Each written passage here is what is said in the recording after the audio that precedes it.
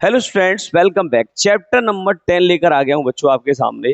काफी महत्वपूर्ण चैप्टर है परीक्षा की दृष्टि से। तो आइए देखिएगा, बड़े प्यार से समझें बच्चों इसको। देखिए, हमने कहा चुंबकीय फ्लक्स सबसे पहले। अच्छा, चैप्टर का नाम विद्युत चुंबकीय प्रेरण है और सबसे पहले इसमें हम चुंबकीय फ्लक्स समझने वाले हैं।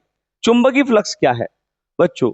चुंबकीय क्षेत्र में तल के लंबवत गुजरने वाली फ्लक्स रेखाओं की संख्या को उस तल से बद्ध चुंबकीय फ्लक्स कहते हैं। ये कैसे? जैसे मान लीजिए ये चुंबकीय क्षेत्र रेखा है, तो यहाँ पे चुंबकीय क्षेत्र हो गया। तो चुंबकीय क्षेत्र में तल के लंबवत गुजरने वाली क्षेत्र रेखाओं की संख्या, तो ये तल है, तो तल के लंबवत ये क्षेत्र रेखाएं गुजर रही हैं। तल के लंबवत गुजरने वाली क्षेत्र रेखाओं की संख्या को उस तल से बद्ध चुंबकीय फ्लक्स कहते हैं बच्चों। इसे फाई बी से प्रदर्शित करते हैं। फाई बी बराबर होता है बी इंटू ए। मेरे प्यारे बच्चों, एक और परिभाषा यहां से दी जा सकती है।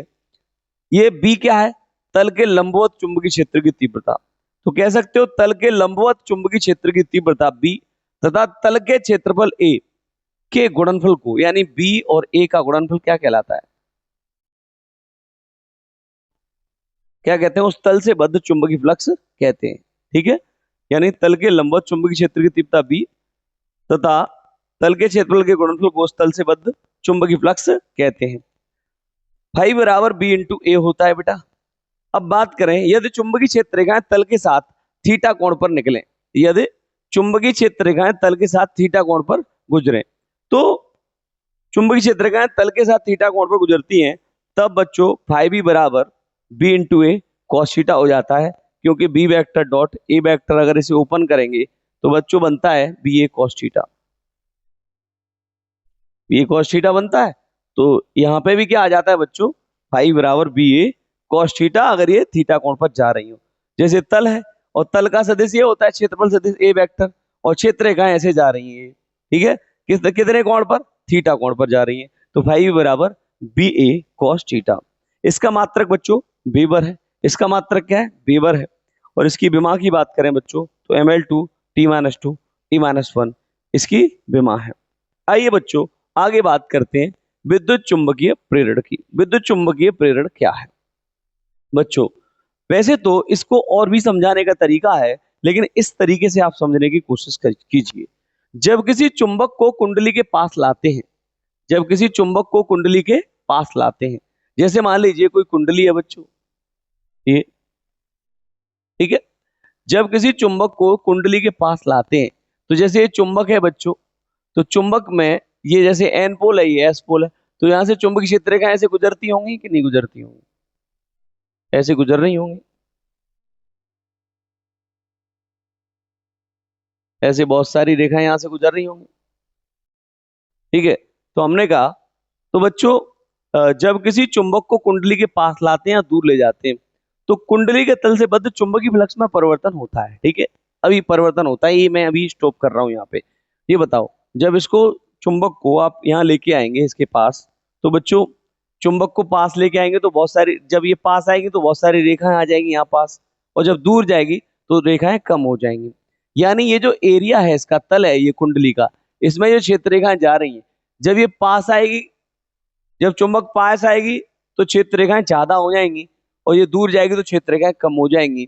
यानी हम ये कह सकते हैं कि फाई बी बराबर बी इंटू ए से, अगर बेटा चुंबकीय क्षेत्र रेखाएं ज्यादा हो जाएंगी यहाँ पर, जब ये पास आएगी, जब चुंबक पास आएगी तो चुंबकीय क्षेत्र रेखाएं ज्यादा होगी, यानी बी ज्यादा हो जाएगा, तो चुंबकीय फ्लक्स भी ज्यादा हो जाएगा।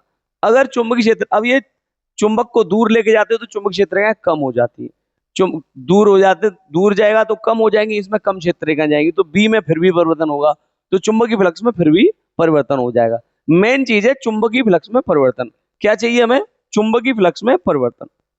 तो जब किसी चुंबक को कुंडली के पास लाते हैं या दूर ले जाते हैं, तो कुंडली के तल से बद्ध, पास लाएंगे या दूर लेके जाएंगे, तब भी कुंडली के तल से बद्ध चुंबकीय फ्लक्स में परिवर्तन हो जाता है। चुंबकीय फ्लक्स में परिवर्तन हो जाता है, और बच्चों चुंबकीय फ्लक्स में परिवर्तन के कारण एक प्रेरित विद्युत भाग बल उत्पन्न हो जाता है इस कुंडली में। क्या उत्पन्न हो जाता है? प्रेरित विद्युत भाग बल उत्पन्न हो जाता है कुंडली में। प्रेरित विद्युत भाग बल, विद्युत भाग बल क्या करता है? धारा प्रवाहित करता है। प्रेरित विद्युत भाग बल उत्पन्न हो जाता है और कुंडली में धारा बहने लगती है। इसी घटना को विद्युत चुंबकीय प्रेरण कहते हैं। आइए थोड़ा सा और समझने की कोशिश कीजिए। जैसे मान लो ये कुंडली है,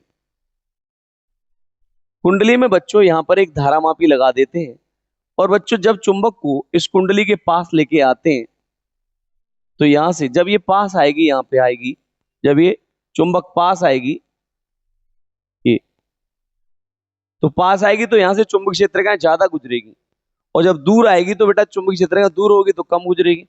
तो चुंबकीय फ्लक्स में परिवर्तन होगा। क्यों? क्योंकि फाइव ई बराबर बी इंटू ए, यानी चुंबकीय क्षेत्र का ज्यादा गुजरेगी तो ज्यादा बी होगा, और कम गुजरेगी तो कम होगा। दूर आ जाएगी तो कम बी गुजरेगी, यानी चुंबकीय क्षेत्र का कम जाएंगी तो बी कम हो जाएगा, और जब ये पास आ जाएगी चुंबक तो चुंबकीय क्षेत्र का ज्यादा हो जाएंगी, बी का मान ज्यादा हो जाएगा। तो फाइव ई बराबर बी इंटू ए से चुंबकीय फ्लक्स में परिवर्तन हो जाता है, और चुंबकीय फ्लक्स में परिवर्तन के कारण कुंडली में प्रेरित विद्युत वाहक बल उत्पन्न होता है। क्या उत्पन्न होता है? प्रेरित विद्युत वाहक बल, जो कि सेल के अंदर भी तो होता है। सेल में क्या होता है? विद्युत वाहक बल, वही तो धारा प्रवाहित करता है। तो कुंडली में भी प्रेरित विद्युत वाहक बल उत्पन्न हो जाता है, और इसमें धारा बहने लगती है, और धारा मापी जो लगा होता है इसमें विक्षेप आ जाता है ना। तो विद्युत चुंबकीय प्रेरण की घटना क्या है?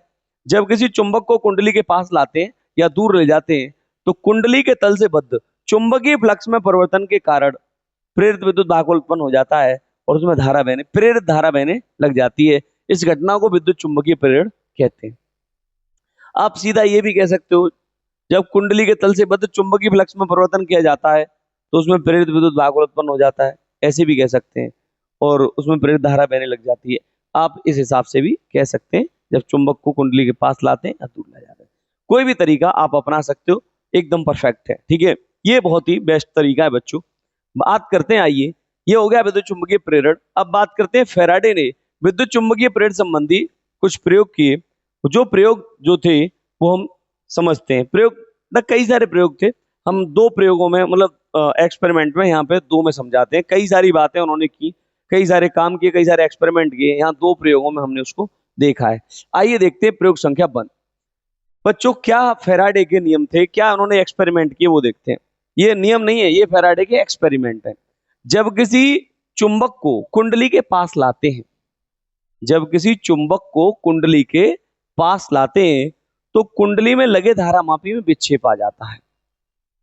उन्होंने देखा कि जब चुंबक को कुंडली के पास लेके आए, जैसे ये चुंबक है, इस चुंबक को कुंडली के पास लेके आए तो धारामापी में विक्षेप आ गया। ऐसे विक्षेप का मतलब धारामापी की सुई हिल गई, सुई हिलने का मतलब उसमें धारा आई होगी।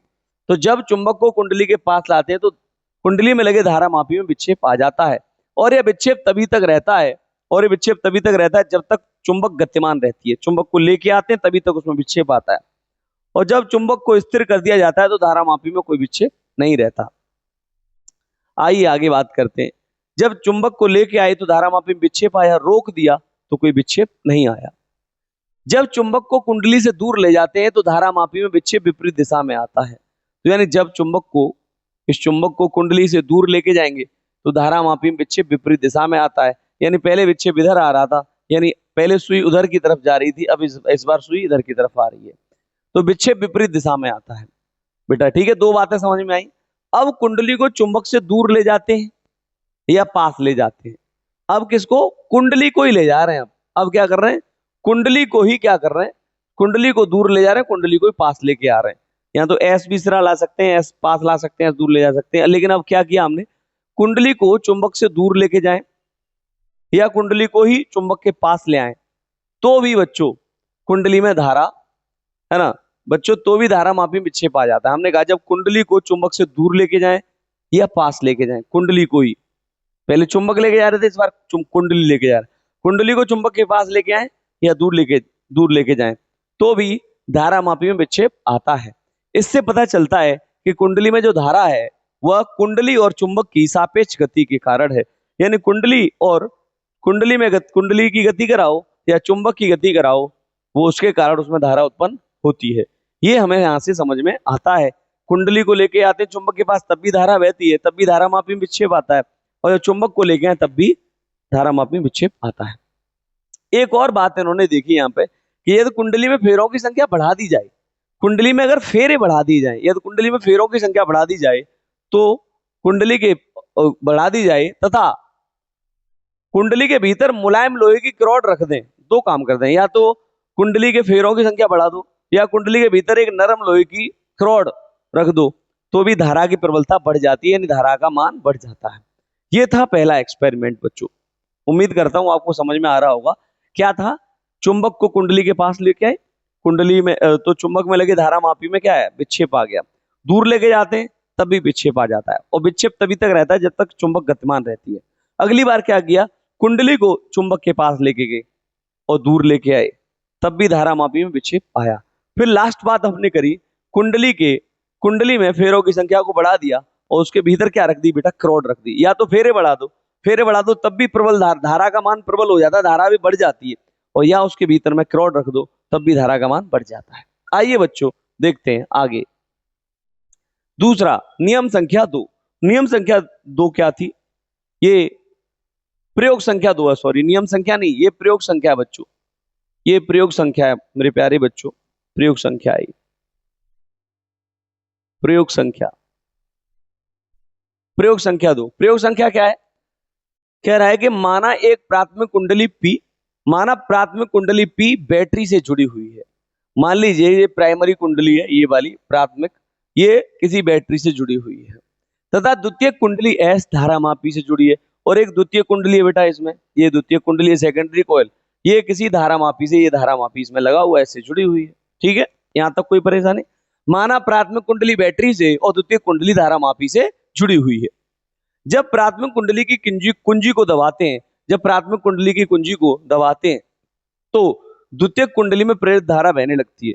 तो जो द्वितीय कुंडली है इसमें प्रेरित धारा बहने लगती है। जैसे ही हमने कुंजी को दबाया वैसे ही इसमें भी प्रेरित धारा बहने लग जाती है। प्रेरित धारा बहने का मतलब है कि इसमें विक्षेप आ गया है, और जैसे ही विक्षेप आएगा तो हमें पता चल जाएगी इसमें प्रेरित धारा बहने लग गई, जिसकी दिशा प्राथमिक कुंडली की धारा की दिशा के विपरीत होती है।